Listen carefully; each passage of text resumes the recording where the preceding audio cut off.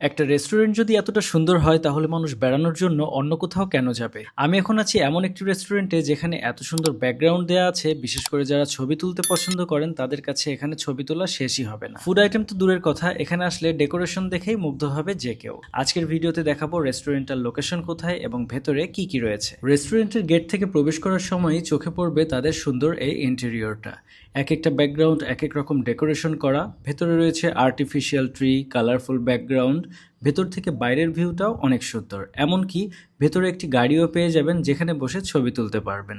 এছাড়াও দোলনা থেকে শুরু করে ছবি তোলার জন্য সুন্দর সুন্দর ব্যাকগ্রাউন্ডও তৈরি করা আছে। রেস্টুরেন্টটা বেশ বড় হওয়ায় ফ্রেন্ডস এবং ফ্যামিলি নিয়ে আড্ডা দেওয়ার জন্য রয়েছে হিউজ স্পেস। আমি আজ অর্ডার করেছিলাম তাদের এখান থেকে দুইটা ফুড আইটেম, যার মধ্যে ছিল পাস্তা এবং মোমো। দুইটা আইটেম অর্ডার করার প্রায় 20 থেকে 25 মিনিট পর আমাদের ফুড সার্ভ করে।